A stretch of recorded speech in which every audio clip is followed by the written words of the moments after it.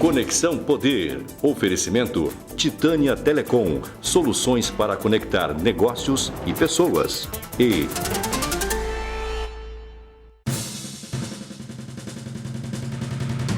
muito bem, nós estamos começando mais um Conexão Poder hoje para falar sobre assuntos polêmicos, variados, com o secretário-chefe da Casa Civil, Mauro Carvalho.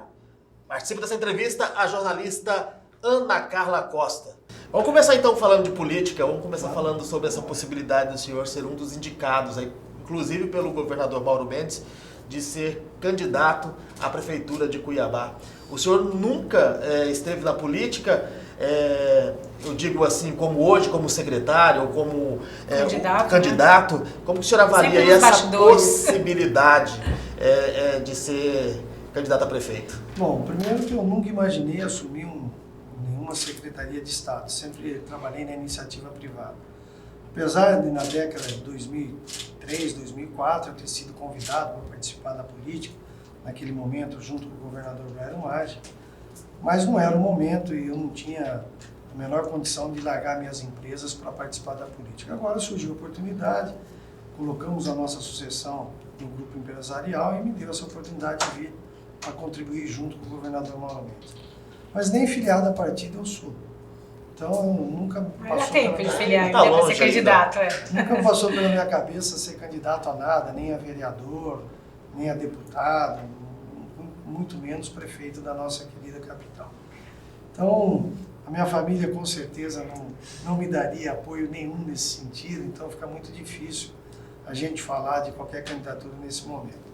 E eu agradeço realmente quem lançou aí meu nome, foi o nosso doutor Júlio Campos, meu padrinho de casamento, que eu tenho um respeito e um carinho muito grande por ele, me sinto agradecido por ele ter lembrado meu nome, isso de certa forma significa que a gente vem fazendo um bom trabalho dentro da Casa Civil, mas isso não significa uma candidatura de Mauro Carvalho a prefeito de Cuiabá. Mas o grupo, né, que o senhor pertence é um grupo que tem várias lideranças e que já governou Cuiabá, né?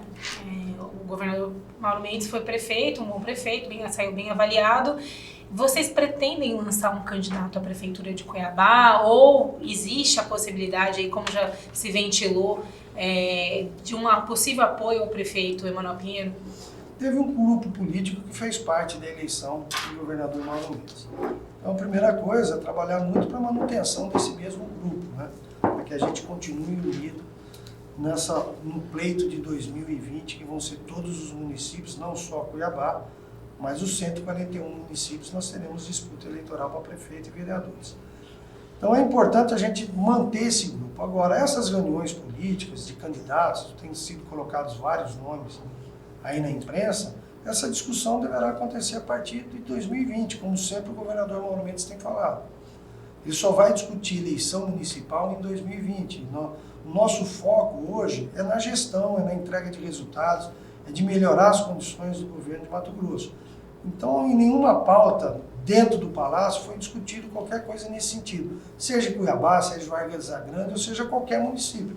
É lógico que nas audiências, muitos que vêm na audiência do governador colocam o seu nome à disposição para disputar um pleito ou coisa parecida, mas o governador não omite a sua opinião. Muitos quem, assim, como exemplo, assim, secretário? Muitos quem? Ele recebe pessoas, são os próprios prefeitos que são candidatos à reeleição, que tem pauta para ser discutida de alguma obra, de algum investimento que é feito no seu município. Ele, nessa audiência, ele coloca o nome dele, falando, olha, governador, vou disputar o pleito do ano que vem para a reeleição, gostaria do seu apoio. O governador tem dito a todos eles que essa discussão vai ser a partir de 2020. Apesar dessa discussão só começar em 2020, o que a gente nota aí em relação à capital é umas alfinetadas tanto do governador Mauro Mendes, quanto do prefeito Emanuel Pinheiro em alguns assuntos polêmicos. O governador não parece muito animado assim, em manter esse arco com o MDB aqui na capital. Não esse negócio ou isso de interfere? Por parte do governador Mauro Mendes, você pode ver que, na maioria das vezes, ele está respondendo a algum questionamento. Né? Dificilmente o governador faz qualquer tipo de alfinetada em quem quer que seja. Ele tem uma conduta profissional, como líder maior desse Estado, e essa sempre foi a conduta dele. Agora, essa condução do VLT, o governador vai estar debatendo isso com todos os setores, está escutando a sociedade, está escutando vários empresários que têm interesse na continuidade do VLT, tem pessoas que apresentam outras soluções. Tivemos já 3 reuniões em Brasília para discutir o VLT. Você pode ter certeza absoluta, Rafael, a hora que o governador tomar essa decisão, é a decisão onde ele ouviu todo mundo, viu aquilo que é melhor para a Baixada Cuiabana e para a sociedade mato-grossense. De forma nenhuma, o governador vai tomar uma decisão pensando exclusivamente no modelo mental dele. Por isso ele está ouvindo todos os segmentos, ouvindo realmente os impactos do VLT ou de outro sistema, mas principalmente aquilo que é melhor para a Baixada Cuiabana. Esse é o resultado da decisão que ele deve tomar nesses próximos dias ou no mês que vem. Mas como é que o senhor avalia essas críticas, né, do atual prefeito de Cuiabá, Emanuel Pinheiro, com relação ao VLT? Porque a gente sabe que o problema do VLT não surgiu hoje, né? É um problema que já se arrasta há alguns anos e, inclusive, surgiu um momento que o próprio prefeito era deputado estadual e participava de uma comissão que fiscalizava as obras do VLT. Como é que o senhor recebe essas críticas com relação não só ao VLT, mas também à saúde, especificamente a Santa Casa de Cuiabá? Bom, com relação às críticas do VLT, nós temos que voltar aos anos anteriores, quem tomou a decisão de construir o VLT em Cuiabá. Então, se esse modal foi errado, ou se esse modal é o correto, nós temos que levar a anos anteriores, que foram as pessoas que decidiram naquele momento. Então, essas críticas, o prefeito da capital tem que fazer a essas pessoas, né? O que o governador está fazendo hoje, Mauro Mendes, é vendo o que é melhor para a sociedade mato-grossense. Entendeu? Então essas críticas não cabem a gente, porque não fomos nós que inventamos o VLT, não fomos nós que licitamos o VLT. Essa decisão vem de governos anteriores. O que o governador Mauro Mendes está fazendo, e com muita boa vontade, é dar uma solução que até hoje ninguém deu. Então é muito fácil criticar, né? Então as pessoas têm que entender que participaram desse processo, no momento dessa construção, no momento da decisão, e nada fizeram. Aí hoje é muito fácil sentar numa cadeira e vir criticar a situação do governador Mauro Mendes. E lembrando que, na campanha do ano passado, o governador falou claro, e na sua posse também, que ele precisaria de 1 ano para tomar a melhor decisão do VLT. E é o que ele tem feito. Agora, essas críticas são democráticas e a gente encara isso normalmente, sem problema algum. O senhor acha, desculpa, Rafael, que elas estão se intensificando porque a gente está se aproximando do processo eleitoral do ano que vem?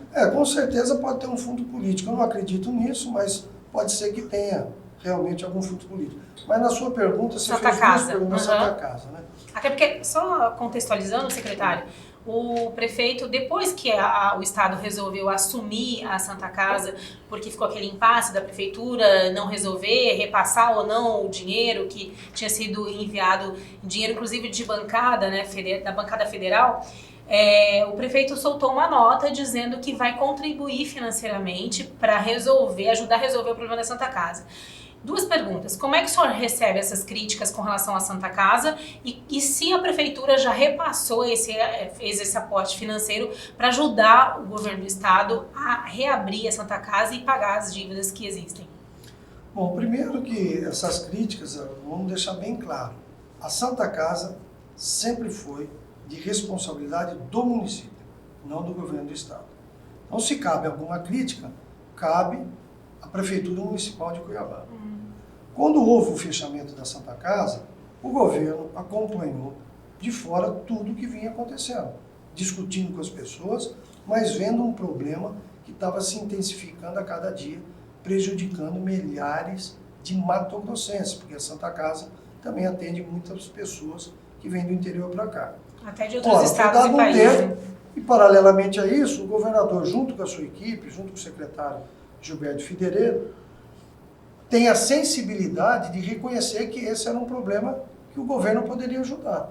E o governo começou a construir as alternativas, esperando que a Prefeitura Municipal também tomasse uma decisão.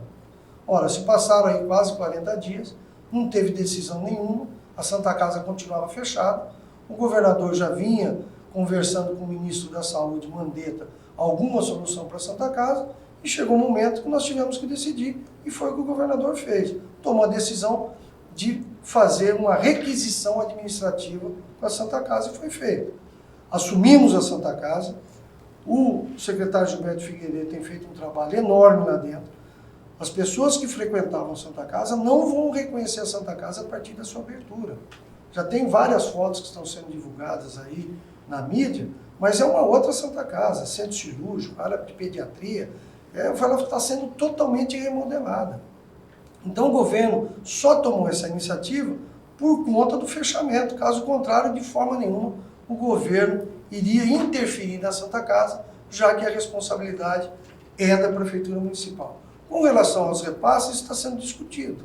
Então, por enquanto, tudo que está sendo feito, a reforma da Santa Casa, quem está fazendo 100% desses investimentos é o governo do Estado. O repasse ao pagamento de salários dos servidores da Santa Casa. Quem fez foi uma transferência da Assembleia Legislativa, mais o governo do Estado. Não teve nenhuma contribuição da Prefeitura Municipal com relação ao pagamento dos salários e com relação à reforma que está sendo feita na Santa Casa. Acredito sim que após a abertura, realmente esses repasses acontecerão. Agora, secretário, só voltando um pouquinho à questão do VLT, o senhor falou que houve várias reuniões em Brasília em relação ao tema. O governo tem tentado aí algum aporte federal de recursos para concluir essa obra ou tentar um outro modal, como o governador Mauro Mendes já falou? Olha, essas reuniões em Brasília, nós temos que lembrar que o VLT passou por Brasília, né, pelo Ministério das Cidades. Então, eles também contribuíram com isso. Então, nada mais justo de a gente estar discutindo também que quem fez parte desse processo lá no início. E essa construção da solução passa pelo Ministério das Cidades, de novo, da mesma forma. Que eles também, de certa forma, contribuíram e são responsáveis por isso daqui. O governo federal então, já sinalizou alguma ajuda financeira para Mato Grosso para resolver essa questão ou retomar as obras, finalizar? Cara, eu acredito que esse valor financeiro ainda, logicamente, que nós sabemos mais ou menos o que deverá ser investido no VLT, mas o que a gente tem que construir não tem esse valor para ele passar. Mas se a gente, antes de chegar nisso daí, nós temos que ter a confiabilidade que este é o melhor sistema. Que é viável, né? Tem viabilidade econômica. Então, por enquanto, a discussão hoje é de como está esse processo, lembrando que o VLT foi judicializado, existe uma decisão judicial com relação a isso, de 2014, cancelando todos os contratos. Cancelando todos os contratos. Então, nós temos um problema jurídico para ser discutido. Agora, essas reuniões que estão acontecendo em Brasília é para ver a melhor solução, na construção das melhores soluções. Mas como tem se portado o governo federal em relação a esse caso? Ele é sensível a isso também, na construção de uma solução. O que nós não podemos é continuar da forma que está. Então, o governo federal também tem a sensibilidade que nós temos que entregar uma solução este ano. Não tem como mais a gente postergar isso. Nós estamos falando de uma obra que ela está paralisada, se não me engano, há quantos anos? Desde 2014, né? Então nós estamos falando de 5 anos de paralisação. Olha o desconforto que isso tem trazido para a população. Sem falar o prejuízo. Da Baixada, fora o prejuízo. Já se gastou mais o desconforto 1 bilhão, todo. né? É. É incrível. 16 bilhões por mês ao Estado o custo, né? Isso aí, esses três tivesse estão sendo lá, investido na obra, já tinha terminado. É um negócio que ninguém entende realmente, né? Você está construindo uma casa e antes da casa estar pronta... Você comprou os móveis, você né? já comprou os móveis, né? Então, Nesse caso era superfaturado, né, os móveis. Por isso foi comprado primeiro. Pois é, uma questão difícil de entender. E a gente está falando de investimento, a gente está falando de conclusão do VLT, secretário, mas há uma possibilidade ainda de uma prorrogação do decreto de calamidade do governo do Estado. Como que ficam os investimentos e esse decreto que pode ser prorrogado? Já há uma definição, você falou que essa semana sairia alguma coisa. A equipe econômica está avaliando isso daí, eu acho que se não for essa semana, até porque nós temos o prazo até o dia 17, né? Até o dia 17 nós temos que ter a consciência absoluta que nós temos que dar uma definição com isso. Pelo que a gente vê o Estado, é lógico que muita coisa melhorou, mas nós temos muito dever de casa ainda para fazer. Nós estamos ainda com salários de forma escalonada, nós temos com muitos fornecedores, apesar de ter sido pago muita coisa, mas tem muita coisa atrasada ainda. Então o Estado não está no seu equilíbrio. Eu, como sensibilidade, não sou eu que vou definir isso, é a equipe econômica, a possibilidade da continuidade do decreto de calamidade de prorrogação é muito grande. Mas essa definição, não estou definindo nada agora, muito pelo contrário, cabe à equipe econômica estar discutindo isso junto com o governador e cabe ao governador tomar essa decisão da continuidade ou não da calamidade financeira Então, que foi decretada. o senhor fala da prorrogação, né, desse decreto. O senhor tem um prazo, eu acho que daqui 6 meses é possível chegar e falar, não, a gente pode retomar o pagamento dos salários, né, de forma integral para todos os servidores no dia 10 ou no dia 5 ou no último dia do mês.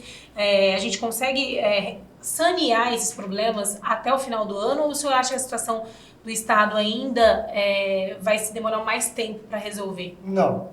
Nesse segundo semestre, provavelmente outubro ou novembro, nós já deveremos estar pagando o salário no dia 10. Não existe a possibilidade de isso não acontecer esse ano pela forma que nós estamos conduzindo o Estado, reduzindo custos, reduzindo o número de secretarias, reduzindo os números de comissionados, contratados, comissionados. Todo dia estamos avaliando todos os contratos do governo com redução de custos. Em contrapartida, tem medidas para aumentar a arrecadação e quais são elas? As medidas já foram implantadas em janeiro com o novo FETAB e agora com o novo projeto de lei complementar, que é a restituição dos incentivos fiscais. Então nós acreditamos que esse ano a gente volta a pagar o salário no dia 10, aí a próxima meta nossa passa a ser a pagar o salário dentro do mês no ano de 2020. Mas com certeza não vai acontecer no primeiro semestre de 2020.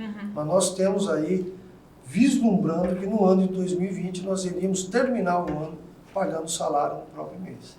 O senhor falou sobre os incentivos fiscais, né, que está dando a maior polêmica, inclusive setores econômicos do Estado já se manifestaram, né, dizendo que pode ocorrer um colapso na economia do Estado. O governador falou que isso é um fake news.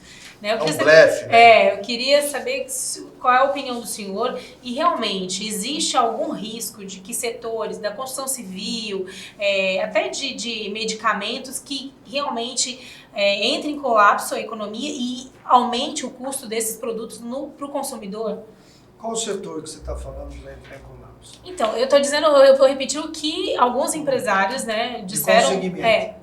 De medicamentos, construção civil. De medicamentos nós tivemos, inclusive, uma declaração do presidente da Unimed essa semana, dando que esteve com o governador, 100% de apoio ao projeto de lei. Porque isso vai dar a isonomia que o setor de farmácias tanto reivindicava no estado do Mato Grosso. Então, esse projeto ele traz o equilíbrio. E esse equilíbrio, a Unimed, se diga de passagem, já estava declarando, de forma informal, um fechamento das suas farmácias no estado do Mato Grosso.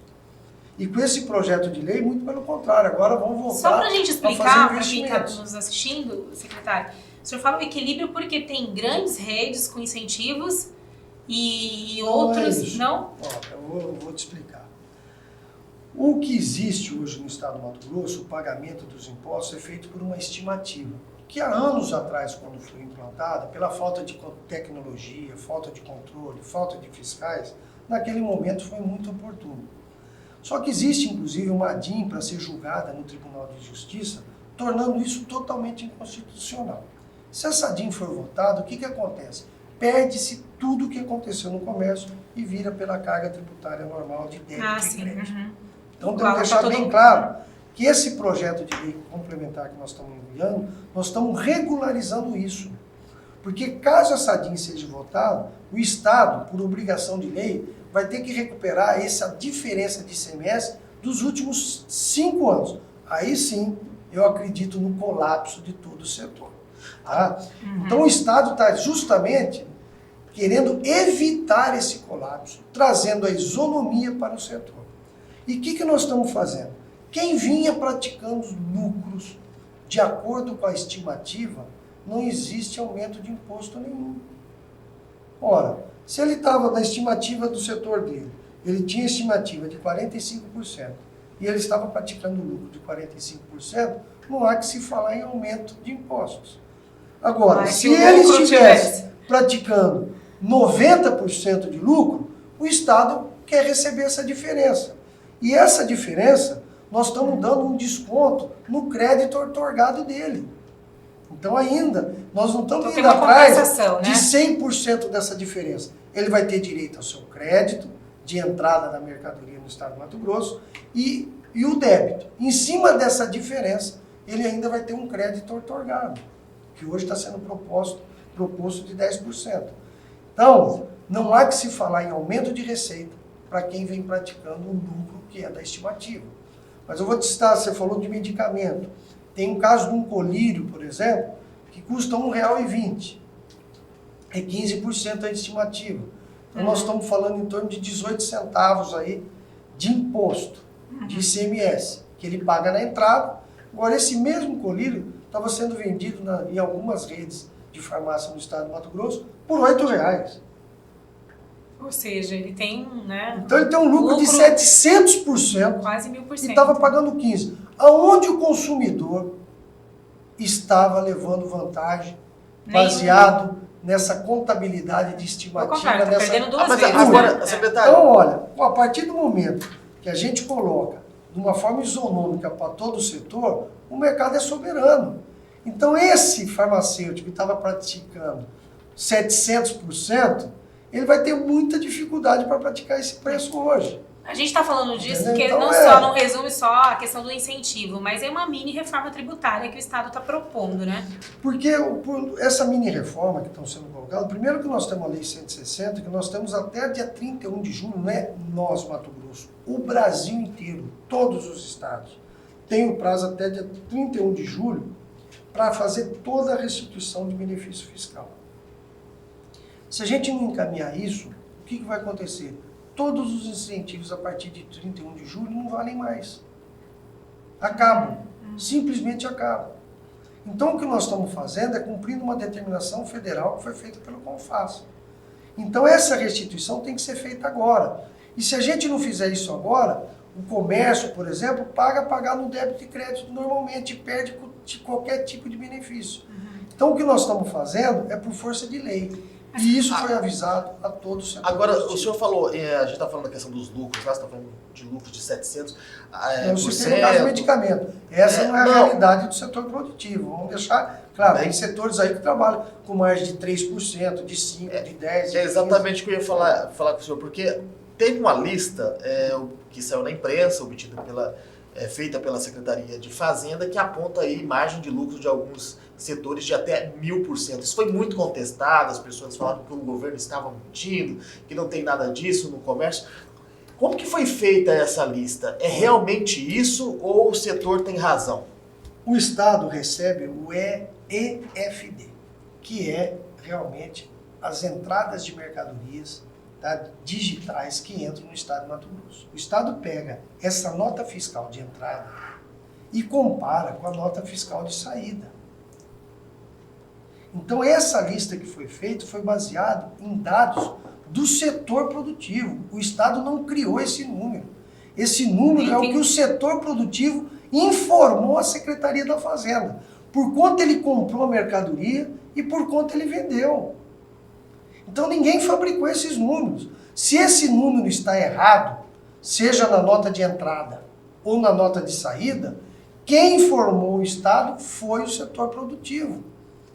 O Estado, a única coisa que ele fez foi, pega esse segmento, vê que preço que ele está pagando na entrada, esse mesmo segmento, que preço que ele está vendendo na saída, e calculou a margem de lucro. Foi isso que foi feito. Então, essa tabela pode ser contestada por quem for, mas ela é real e verdadeira.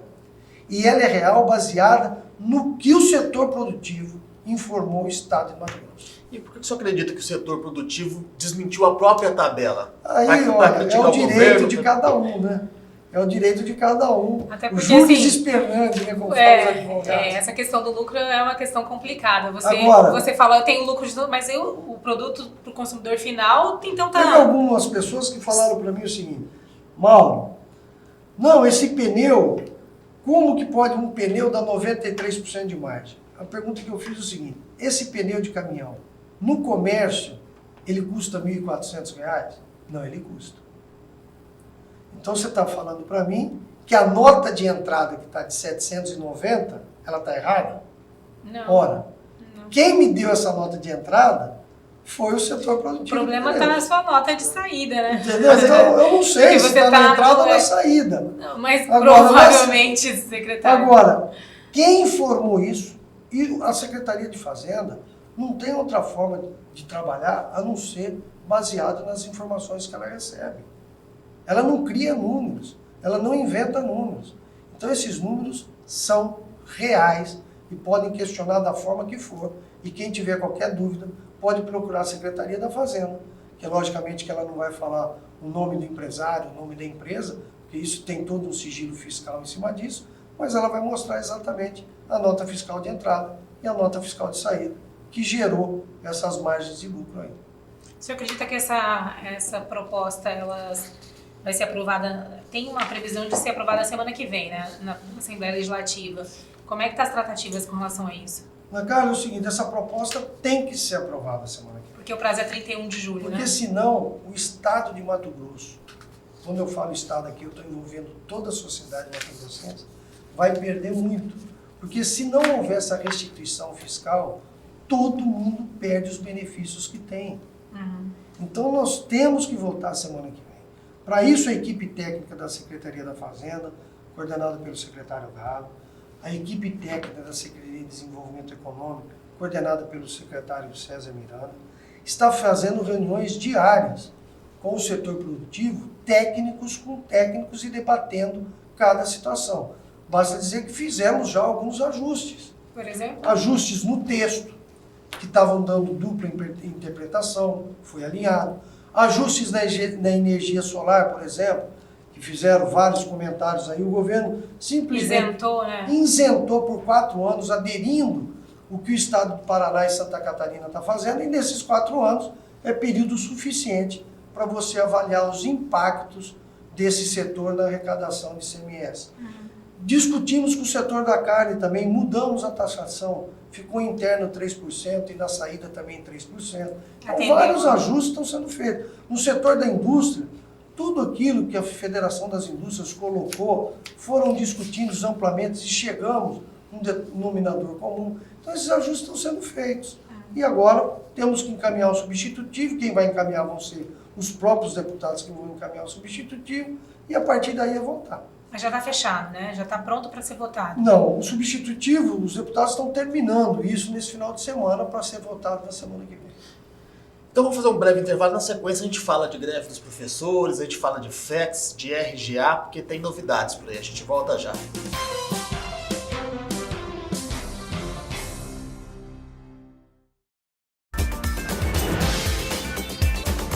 Muito bem, nós estamos de volta falando sobre os problemas, as dificuldades e também as possíveis soluções que o governo do estado tenta aí para driblar essa crise econômica que já dura há pelo menos 3 anos em Mato Grosso. Secretário, nós estamos enfrentando ainda uma greve na educação estadual.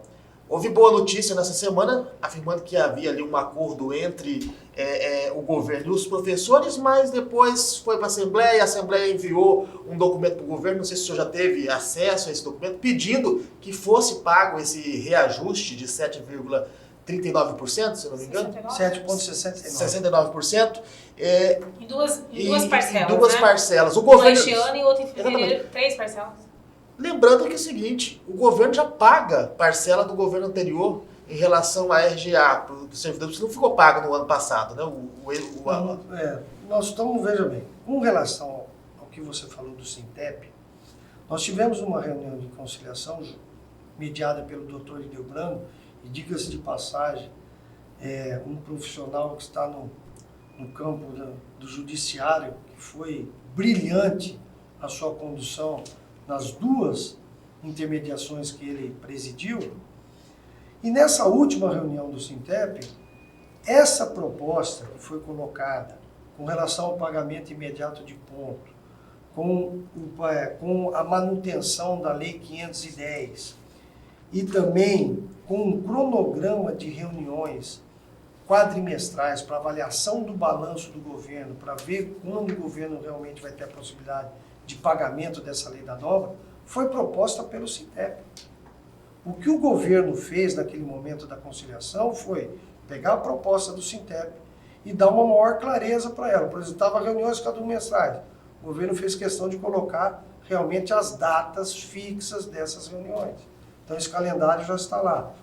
Eles pediram o pagamento imediato do ponto. Nós temos um problema burocrático para fazer essa folha de pagamento suplementar. Nós colocamos nesta proposta do Sintep qual vai ser o dia do pagamento do ponto. Então colocamos lá até dia 26 de julho 50% e até dia 27 de agosto os outros 50%. Se for possível, pagaremos antes, porque nós temos toda uma burocracia de sistemas que tem que ser feito. E com relação à manutenção também da Lei 510, que é a famosa Lei da Dobra, que o governo respeita ela e ela continua em vigor, em plena manutenção. Então o que nós fizemos Mas ali... e a RGA? Não, a RGA nem foi colocado nessa proposta do Sintep, até porque o RGA envolve todas as categorias do Estado de Mato Grosso, dos servidores. Agora, tanto o RGA como a Lei da Dobra, o governo sempre foi claro que só irá pagar isso a partir do momento que nós cumprimos a Lei de Responsabilidade Fiscal, que nós estamos estourando ela em 11%. Ah, mas o que o governo... Então, o Sintep sempre tem cobrado um cronograma. Então, me fala o dia que você vai poder pagar. Ora, o dia depende de vários fatores. Por exemplo, o FEX. O FEX, se vier para o Mato Grosso, vai contribuir muito para a antecipação de a gente atingir a Lei de Responsabilidade Fiscal. Não tem previsão, né, de quando vai vir. Como é que eu vou definir um cronograma se eu dependo do governo federal? O financiamento da dívida pública junto ao Banco Mundial, que nós estamos alongando. Olha, se a gente assinar, vai realmente contribuir muito com a situação do equilíbrio fiscal e financeiro. Então nós dependemos de indicadores que não dependem da caneta Mas do então, governo só pra essa gente proposta... Só para concluir a pergunta lá em relação a isso, só para a gente entender, esse documento que a Assembleia enviou para o Estado para parcelar essa lei da dobra, essa dobra de 7,69%, em que sentido? Porque o Estado já tinha negociado esse acordo em relação aos pontos, em relação a essas reuniões. O que eles pedem agora nesse documento? Porque, só para complementar, a minha pergunta era justamente com relação a essa nova proposta da Assembleia que foi encaminhada para o governo, que surgiu depois dessa reunião de conciliação. Justamente. Então tem uma contraproposta, agora não sei se pode chamar assim, porque é feita com o Sintep, a Assembleia e o Sintep, propondo esse pagamento parcelado, né, de 7,69% da RGA, e a primeira parcela ainda este ano. Isso daí não foi discutido na reunião de conciliação. Isso aconteceu realmente depois dessa reunião, essa reunião do Sintep com a Assembleia Legislativa, e o presidente Botelho encaminhou essa carta para mim ontem, por volta de 8h30 da noite. Foi quando terminou a sessão ontem. Que eu dei o ok e recebi dessa carta. E hoje, no período da tarde, ela será respondida. Agora, essa reivindicação que foi feita do Sintep junto à Assembleia, com o apoio dos deputados, ela esbarra justamente na Lei de Responsabilidade Fiscal, que eu respondi na pergunta anterior. Nós iremos cumprir a lei, desde que a gente cumpra uma lei maior. Então a que a lei de resposta responsabilidade fiscal. para essa nova proposta, neste momento, é a Mas mesma das posição, outras. Mas né? essa posição, Ana Carla, antes de o Sintep entrar em greve, nós pedimos com toda humildade, nós reconhecemos, Ana Carla, o valor da educação nesse país. A educação é a base de transformação da nossa sociedade. Com certeza. Então nós temos o maior respeito e a valorização. Só que nós pagamos o terceiro maior salário do país, de R$ 5.800. Se a gente comparar com a iniciativa privada, com as escolas particulares, nós pagamos mais do que o dobro. Então nós já estamos com o terceiro maior salário. E o que nós pedimos naquele momento para o Sintep é que desse a oportunidade para o governo trabalhar e encontrar esse equilíbrio financeiro para poder pagar a Lei da Dobra e o RGA. É isso que nós pedimos. Agora nós reconhecemos o valor de cada servidor. O governador Mauro Mendes só terá sucesso na sua gestão com todos os servidores engajados e motivados na sua gestão. A máquina é movida pelos servidores. E nós reconhecemos isso e respeitamos isso. Apenas nós não queremos dar um cheque sem fundo para o servidor. Porque fica muito fácil para o governo tomar uma decisão, até certo ponto, vamos dizer assim, irresponsável, como já de aconteceu no simplesmente passado. combinar alguma coisa. Não, tudo bem, nós vamos pagar de forma escalonada a lei da dobra a partir de tal mês do ano que vem.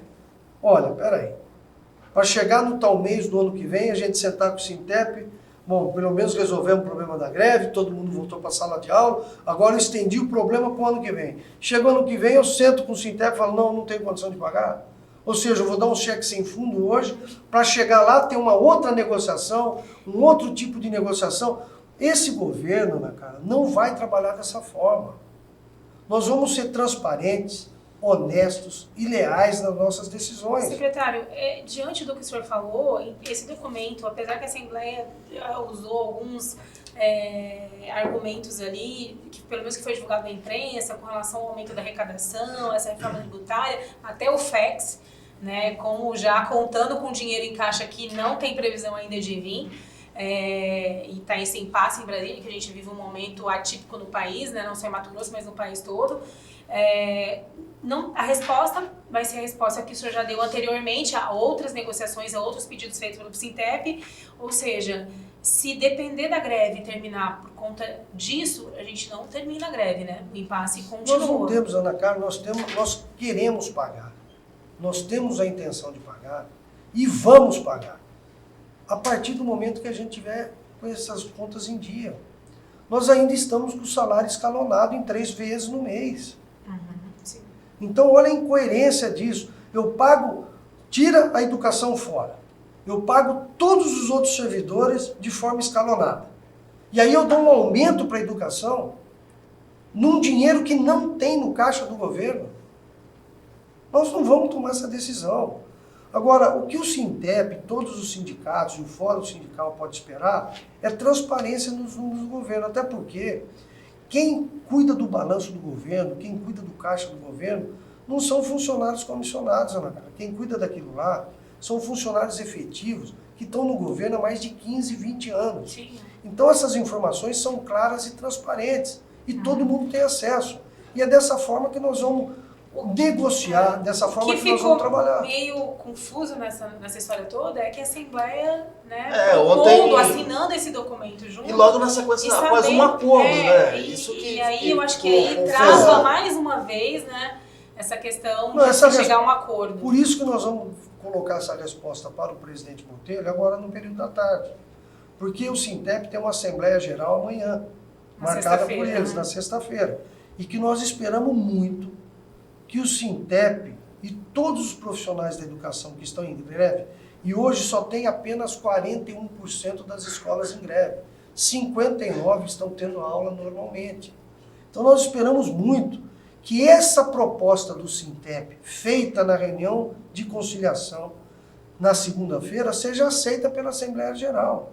É isso que nós estamos entendendo. Que essa proposta que o Sintep fez para o governo, ela seja entendida por toda a Assembleia e vote. Você imagina o desespero dessas famílias hoje, com esses alunos, com os filhos dentro de casa. O transtorno que isso está criando em milhares de lares no estado de Mato Grosso. E essa greve, esse prejuízo que está sendo causado para toda a sociedade. Agora, nós queremos sim que o Sintep venha junto com o governo na construção de soluções positivas para que a gente chegue nesse equilíbrio financeiro o mais rápido possível. Nós precisamos do apoio não só do Sintep, mas de todo o Fórum Sindical na construção dessas soluções. O governo não é de um só. O governo é de todos os mato-grossenses e ele é gerido por todos os servidores. Então, todos nós temos o dever de contribuir e ajudar na solução dos problemas. O senhor acha que o Sintep, a senhora acredita nessa sensibilidade do Sintep e no fim dessa greve, a gente pode esperar que talvez na semana que vem as aulas sejam retomadas 100% das escolas do estado? Cara, nós contamos muito com isso, mas muito mesmo, e peço mais uma vez aqui, que retorne com toda humildade, vamos construir junto o pagamento da lei da dobra e do RGA. Nós estamos acreditando que essa situação deverá ser resolvida definitivamente amanhã. E, logicamente, depois das reuniões quadrimestrais, o Sintep vai ter exatamente qual vai ser o dia que nós vamos poder cumprir a lei da dobra e a lei do RGA. Porque eles vão ter acesso a todos os números do governo, como toda a sociedade mato-grossense está tendo. O governador tem divulgado o balanço do governo todos os meses. Então, eu acho que nessa construção positiva, nós vamos chegar muito mais rápido do que o próprio Sintep imagina, se todo mundo estiver do mesmo lado. Nós não temos que estar em lados opostos. Com todos esses ajustes, né, consiga, de repente, fazer o pagamento do RGA até o final do ano? Não, esse ano, Ana Carla, pela dívida que o Estado tem, pelo atraso do salário que ainda existe e pela perspectiva que nós temos de receita, é muito difícil, porque tem decisões que você toma no governo, é a diferença da decisão que o André toma aqui dentro do repórter MT. Você toma uma decisão hoje, com uma semana, 10 dias, um mês, você já está colhendo o resultado daquilo ali. No poder público é diferente, tem decisões que você toma hoje que o reflexo só vai acontecer daqui a 6 meses, ou daqui a 1 ano, ou daqui a 3 anos. Sim. Então é difícil as coisas no poder público, ela tem um tempo para serem resolvidas e para realmente, efetivamente, trazer o resultado que nós esperamos. Secretário, só para a gente encerrar, a gente está falando de despesas e de arrecadação e de pagamento de servidores. O governo tem aí a carta branca para fechar mais 4 empresas públicas, né? Que está ali a Metamate, o Desenvolve MT, a MTU e também a MTI e a Empaer. Há possibilidade dessas instituições ainda ocorrer desse ano ou o governo descartou? Bom, o governo tem a autorização para fechar essas empresas. Isso não significa que ele irá fechar. O que o governo tem feito no próprio MTI, um programa de demissão voluntária, que teve uma adesão muito grande. Esse mesmo programa, com algumas alterações, deverá ser colocado também na Empaer. Então, isso daí está fazendo com que o governo tenha o seu tempo para avaliação de todas essas empresas, para ver os impactos desse enxugamento, da redução desses custos e como essas empresas podem entregar resultados melhores para a sociedade mato-grossense. O objetivo simples, quando ele pediu a autorização para fechar essas empresas, é para a gente ver a viabilidade delas, para a gente enxergar a viabilidade delas. A sociedade não aguenta pagar mais conta de empresas que não trazem benefício nenhum para a sociedade. Agora, se tem empresas que realmente, citando o caso da MTI, que está dando a volta por cima, com um custo muito menor, começou a entregar o resultado, o governo está com um programa digital forte, então começa o negócio, fala, peraí, o negócio aqui está mudando, os custos estão melhorando e ela está trazendo recursos para o Estado, eficiência, produtividade. Olha, vamos pensar, vamos repensar, não tem como fechar essa empresa, porque ela mudou o escopo então, dela, ela mudou o perfil dela.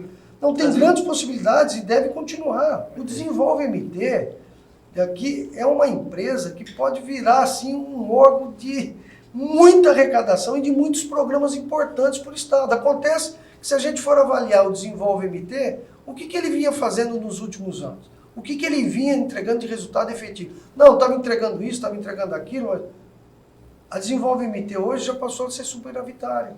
O PROCON passou a ser superavitário. O IPEM passou a ser superavitário. Então você vê algumas reformulações que foram feitas. Não, o PROCON não precisa mais de recurso do governo, o IPEM não precisa mais de recurso do governo, a Desenvolve MT já está dando a sua rentabilidade. Então essa mexida toda aí está fazendo com que essas empresas se movem, que o servidor realmente venha para o jogo e mostre a viabilidade.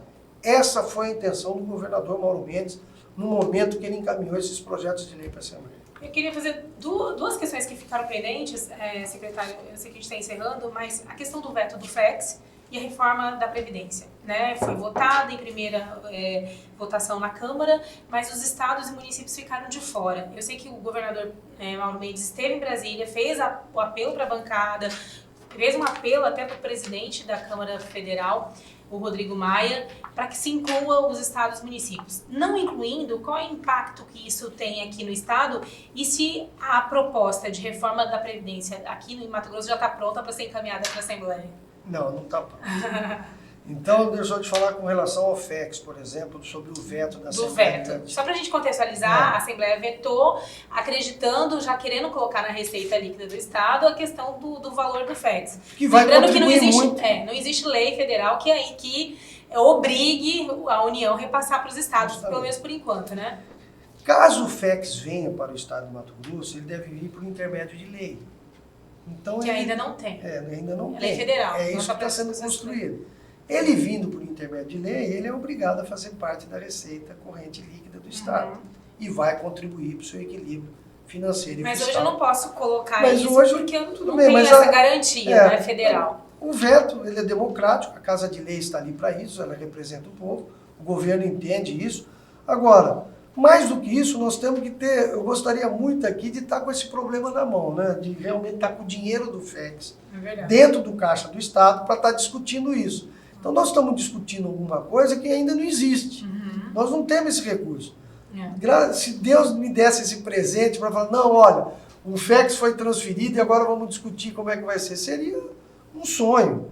Então, gostaríamos muito de estar discutindo esse problema hoje, mas infelizmente isso não existe. Então o veto, o governo entende, a democracia faz parte disso, agora primeiro nós temos que resolver a transferência desse recurso para Mato Grosso. Como o senhor tem alguma novidade de Brasília com relação a isso? Não, isso encaminhado pelo nosso líder de bancada, deputado Neri Geller, tem se reunido todas as semanas em Brasília com os setores que estão delegados diretamente no Ministério da Economia, dentro da Câmara Federal, dentro do Senado, para que a gente resolva definitivamente isso. Nós temos uma esperança grande que isso vai ser definido ainda esse ano.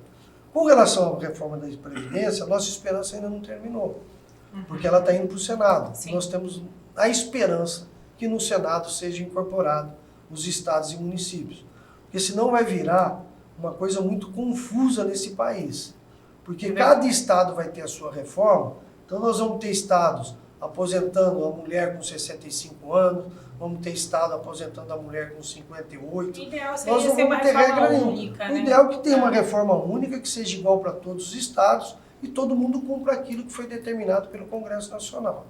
E o governador Mauro Mendes gravou vídeos para o deputado Rodrigo Maia, presidente do Congresso, gravou vídeos realmente pedindo para que essa reforma contemplasse os estados e municípios, que é muito importante. Então, ainda nós temos essa esperança de, no Senado Federal, isso ser revertido e a gente incorporar a reforma no país todo. Muito bem. Quero agradecer a sua presença aqui, Obrigada, quero agradecer ao secretário. A gente está sempre à disposição, o secretário, quando precisar, falar com a população. Muito obrigado, Rafael. Obrigado, Ana Carla. É um prazer muito grande estar aqui hoje, estar podendo debater todos esses assuntos importantes para toda a sociedade. Fico muito satisfeito de estar aqui mais uma vez. Um abraço para o André. E estou sempre à disposição de vocês para discutir todos os assuntos que forem de interesse do Estado de Mato Grosso. Tomara que na próxima vez, né, sem greve, sem problema, Com notícias boas, né? Nós vamos estar numa pauta aqui de desenvolvimento, de crescimento, de geração de emprego e renda. Que Deus abençoe a todos e um bom dia. E para você que nos acompanha, o nosso muito obrigado e até o próximo encontro. Conexão Poder. Oferecimento Titânia Telecom. Soluções para conectar negócios e pessoas. E